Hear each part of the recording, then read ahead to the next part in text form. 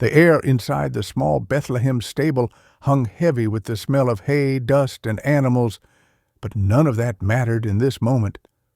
Mary tightened her grip around Joseph's hand as another wave of pain hit her. The wind pushed through the cracks in the wooden boards, and outside, people hurried past without knowing that the most important birth in history was happening just feet from them. And then a cry, sharp and sudden, filled the darkness. But how did they end up here, in a cold shelter meant for animals, with Mary giving birth far from home? Just days before Mary and Joseph had been traveling for hours, the rough feel of the donkey's steps jolting Mary with each movement. Dust clung to their clothes. The road to Bethlehem was crowded with people, all going back to their hometowns for the census. Joseph kept glancing over at Mary, noticing how she pressed a hand to her belly, her breathing getting slower and heavier. They had known this journey would be hard, but neither imagined just how close the baby was. Every mile felt longer than the one before it.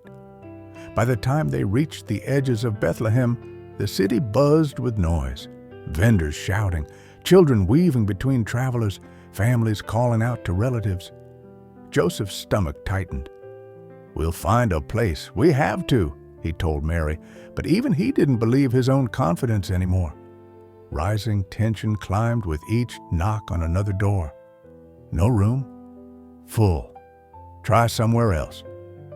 Door after door closed, the sound echoing like a countdown. Mary leaned into Joseph, her face pale. Another contraction hit, her nails digging into his arm. Sweat beaded on Joseph's forehead. He could taste the dryness in his mouth. Panic rose in his chest. He was supposed to protect her, but he had nowhere left to turn. And then an innkeeper paused, eyes softening, as he took in Mary's condition. "I don't have a room," he said quietly, "but there's a stable out back. It's not much, but it's sheltered." That tiny, dim stable, the smell of animals mixed with the earthy scent of hay. The low grunts of livestock filled the space. Joseph brushed aside straw with trembling hands, trying to make a clean spot. Mary sank down, clutching his hand, breathing through the pain. The only light came from a single oil lamp flickering on a ledge, casting long shadows across the wooden beams. Hours passed like minutes, and then finally, a cry broke through the night air. The baby, Jesus. Mary held him close, her tears mixing with the faint dust on his skin. Joseph wrapped him in strips of cloth warmed between his hands. The tension lifted, replaced with a stillness so deep it felt like the whole world was holding its breath.